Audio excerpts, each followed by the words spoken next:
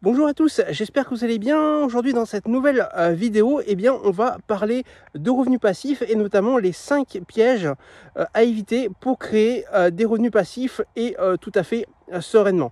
Donc effectivement, si vous suivez cette chaîne, c'est que vous vous intéressez aux revenus passifs. Mais effectivement, les revenus passifs, vous avez le mot passif à l'intérieur, mais il faut faire attention parce qu'effectivement, avant que ces revenus deviennent passifs, il y en aura certains qui vont demander du travail. Et si vous faites des erreurs, un, elles pourraient vous coûter cher, et deux, ça pourrait se transformer d'un revenu passif à un revenu plutôt actif, donc d'un nouveau travail, voire un plus du tout de revenus, puisqu'effectivement, on peut tout simplement supprimer ou annuler ces efforts si on ne fait pas les bonnes choses. Donc c'est pour ça qu'aujourd'hui dans cette vidéo je vais vous parler donc de ces 5 erreurs qui vont vous permettre de créer des revenus passifs et d'éviter celles-ci. Donc le premier piège à éviter, c'est le mythe de l'argent facile. Puisqu'effectivement, qui dit, et comme je l'ai dit tout à l'heure, qui dit argent facile et revenus passifs, ne veut pas dire justement argent facile. Puisqu'effectivement, il va y avoir du travail dedans. Effectivement, vous avez beaucoup de personnes sur Internet qui vont vous promettre monts et merveilles, comme par exemple, que dans les 10 minutes qui viennent, vous allez pouvoir commencer à toucher 500 € par mois sans rien faire et à vie, alors que ce n'est pas du tout vrai, et encore si vous achetez sa formation. Donc non, ça ne fonctionne pas comme ça, les revenus passifs.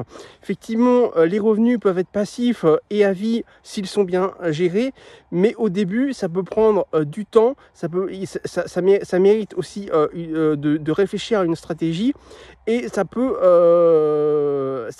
prendre du temps et générer du travail, voire beaucoup de travail en amont. Donc voilà, donc ça il faut le savoir, et effectivement c'est pour ça qu'il faut absolument, et si j'ai un conseil à vous donner, c'est de ne pas croire tout ce qu'on vous dit et de foncer tête baissée dans les offres qui font dans toutes les offres qui font rêver, tout simplement parce que il y en a qui ne sont pas forcément vraies, hein. Effectivement, on voit souvent notamment en bourse, dans les crypto-monnaies, si vous choisissez ce chose-là, c'est sûr que vous allez pouvoir gagner très facilement sans rien faire de l'argent. Oui, effectivement, en bourse on peut gagner beaucoup d'argent par exemple, mais effectivement il y a, comme je disais tout à l'heure, une stratégie et une réflexion à avoir avant pour que ça puisse générer des revenus passifs. Méfiez-vous par la même occasion des crypto-monnaies, parce que c'est là qu'effectivement en ce moment il y a beaucoup d'arnaques et de promesses de revenus passifs, alors que effectivement il est possible comme la bourse, que ça monte et que ça descende, voire que ce soit encore plus fluctuant que la bourse classique, les crypto-monnaies, et ça peut donc faire que vous perdiez tout encore plus rapidement et que vos revenus passifs se transforment en rien du tout, et les problèmes arrivent. Le deuxième piège à éviter lorsque l'on veut créer des revenus passifs, c'est de ne pas diversifier ses sources de revenus. Hein, effectivement, si vous utilisez qu'un pilier d'enrichissement à très long terme, c'est très bien, mais ça ne suffit pas.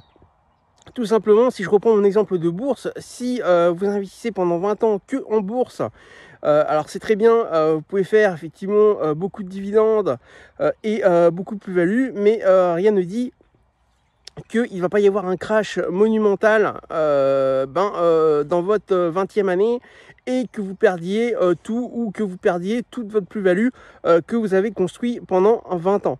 Donc il faut absolument diversifier ses sources de revenus, c'est-à-dire pas utiliser que la bourse, mais aussi l'immobilier et le business internet, et aussi les business physiques, comme par exemple les locations de voitures, que moi-même j'utilise comme business physique.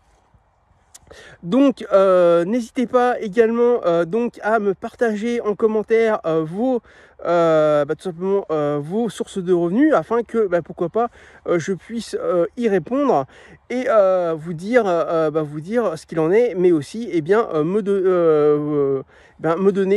donner vos sources de revenus, afin que je puisse partager, que ça puisse être partagé à toute la communauté sous cette vidéo. Le troisième piège à éviter lorsque l'on veut créer des revenus passifs, c'est de ne pas se former suffisamment. Effectivement, souvent, on voit des gens qui souhaitent créer des revenus passifs, et c'est super et c'est cool, mais ils cherchent pas à se former et ils foncent tête baissée sur le premier pilier qu'ils croient être des revenus passifs souvent, et généralement ça tourne mal. Donc il faut absolument se former. Il existe plein de formations en ligne, par exemple, pour pouvoir créer des revenus passifs, mais effectivement, il faut aussi pouvoir, comme je disais lors du premier piège, faire le tri entre les arnaques et les personnes qui disent ouais. Donc bien faire attention à tout ça, parce qu'effectivement ça peut être source de problèmes. Moi, ce que je peux vous conseiller, si vous avez peur des formations en ligne et de vous faire arnaquer, c'est de commencer par des livres, hein, tout simplement parce que effectivement les livres c'est quand même plus plus formateur, et il y a moins d'arnaques dedans, et ça vous permet de vous former tranquillement pour commencer. Et n'oubliez pas qu'effectivement moi je donne gratuitement une liste de livres sur l'indépendance financière, que vous pouvez cliquer sur le bandeau qui apparaît. Donc n'hésitez pas à commencer avec cette liste de livres, qui vous permettra tout simplement de commencer à vous créer des revenus passifs avec des gens sérieux. Le quatrième piège donc à éviter pour créer des revenus passifs sereinement, c'est d'utiliser des stratégies obsolètes, parce qu'effectivement le monde des revenus passifs, comme le monde en général, évolue très vite, et si vous utilisez des stratégies qui ne fonctionnent plus, mais qui fonctionnaient il y a 5 ans parce que vous les avez trouvées vite fait sur un site internet, vous allez vous planter, ou ça ne va pas marcher correctement, et vous risquez le crash et la perte de temps et d'argent. Donc effectivement il vous faut bien garder à l'esprit de toujours vous former. Ça revient un petit peu au troisième piège à éviter que je disais tout à l'heure, c'est qu'effectivement il faut sans cesse continuer à se former, afin que vous puissiez toujours être à la page, entre guillemets, dans la création de revenus passifs.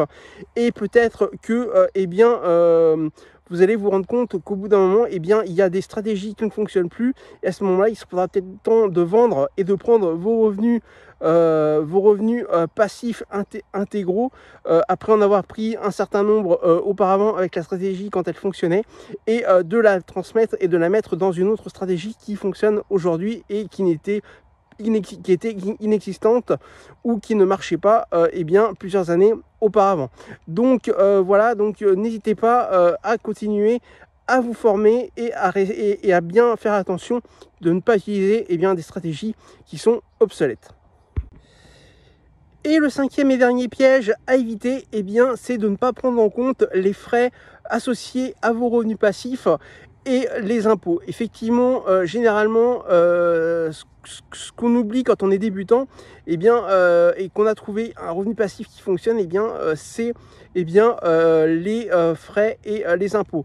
Je prends l'exemple très commun de l'immobilier, puisqu'effectivement, généralement, quand on trouve un bien immobilier qui nous intéresse et qui va nous générer des revenus passifs, on oublie généralement des impôts comme la taxe foncière, donc pour calculer la rentabilité par exemple.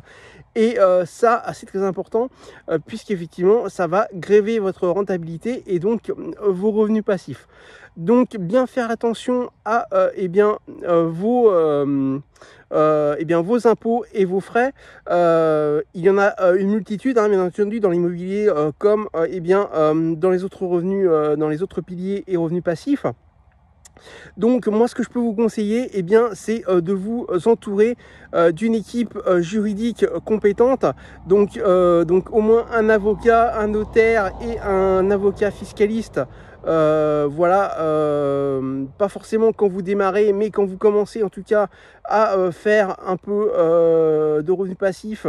Mais bon voilà, un avocat fiscaliste, ça peut être intéressant dès le début, surtout si vous commencez par l'immobilier. Donc voilà, donc entourez-vous d'une équipe performante afin bien de ne pas faire d'erreurs et bien de consulter ces gens-là afin bien de pouvoir au mieux ne pas faire d'erreurs et ensuite bien ne rien oublier donc vous planter sur vos revenus passifs. Voilà, c'est tout pour cette vidéo et ces 5 pièges pour créer des revenus passifs. Si vous êtes débutant, n'oubliez pas ma petite liste de livres sur l'indépendance financière qui est totalement gratuite. Voilà, vous me laissez, vous cliquez sur le bandeau qui apparaît, vous me laissez votre email et je vous envoie ça très rapidement.